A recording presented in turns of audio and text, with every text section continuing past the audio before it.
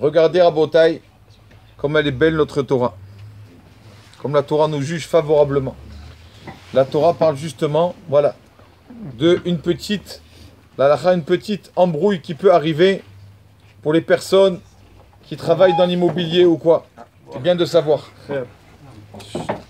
Il raconte, la halakha nous dit, si une personne loue sa maison à une autre personne juste avant Pessah, 2 semaines avant Pessah, elle lui dit écoute, dans le contrat c'est marqué, écoute, dans tout le contrat il y a marqué la maison est propre et il n'y a pas de chametz. D'accord? Tout est bon, on a vérifié. Donc c'est marqué dans le contrat. Et quand le monsieur rentre dans la maison, il voit Baruch Hashem, un peu des gâteaux là, un peu des miettes là, un morceau de baguette là. Est-ce qu'on peut donc annuler l'affaire? Est-ce qu'on peut, j'ai pas le terme, est-ce qu'on peut donc rompre, voilà, chazak, rompre et se désister ou pas? C'est une clause suspensive, hein, quand c'est marqué, c'est marqué. Alors la Torah nous dit que non, on ne rompra pas on va pas rompre le contrat. Pourquoi? Parce que la Torah dit le peuple Israël, ils sont contents. C'est-à-dire ils sont contents, ils aiment les mitzvot. Et le monsieur qui a maintenant loué la maison, d'accord? Il sera content d'enlever son chametz, et de faire l'abdicat, de faire la mitzvah. Voilà comment la Torah elle regarde le peuple juif. Vous aimez les mitzvot.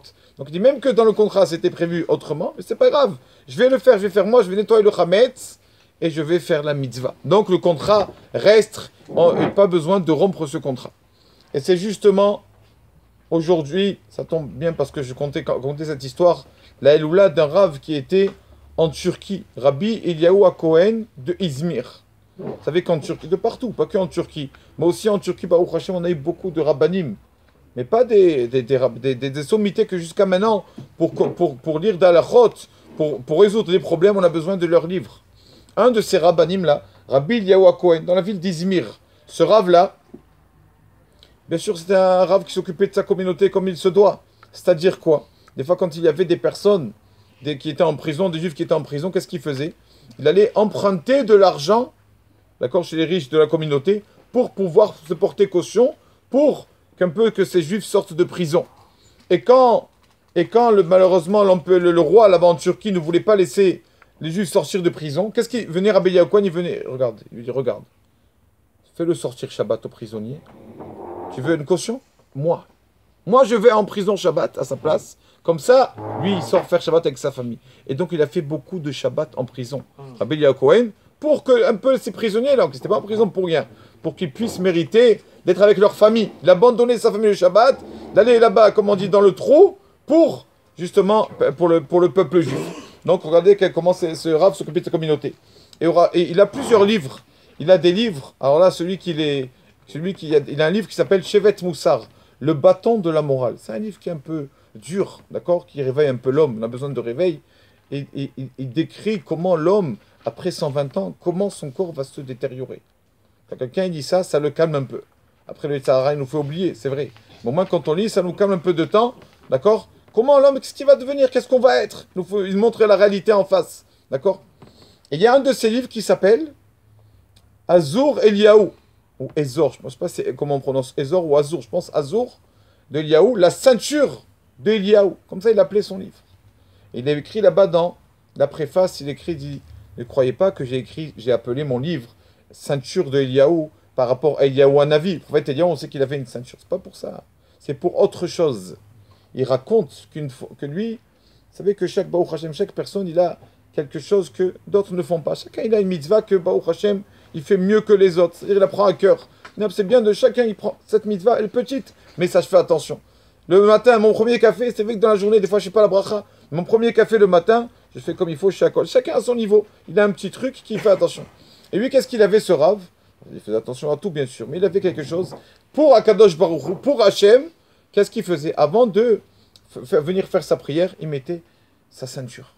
Il mettait une ceinture, d'accord? Pour l'Irvod Hachem, pour Akadosh Baruch Hu, Malatfila. Quand les gens ils vont à des mariages, des bar mitzvahs, ils achètent les costumes et les tenues, etc., etc. Quand on va prier devant le bon Dieu, il mettait une belle ceinture pour Akadosh Baruch Hu. Et un matin, il ne trouve pas sa ceinture. Il voit un truc noir par terre. D'accord? Matin, comme ça, le matin, on n'est pas assez réveillé. Il prend ce truc noir, il le met autour de sa taille, à la place de la ceinture. Il fait ça. Donc il prie avec ça. Après avoir fini de prier, quand il va pour défaire sa ceinture, il voit que la ceinture tombe, toute seule. Qu'est-ce qu'il voit que c'était? Ni plus ni moins un serpent. C'est ce truc noir qu'il avait là, qu'il a mis, qu'il a attaché comme ça, c'était un serpent qui était par terre. Et ce serpent, bien sûr, ne l'a pas piqué.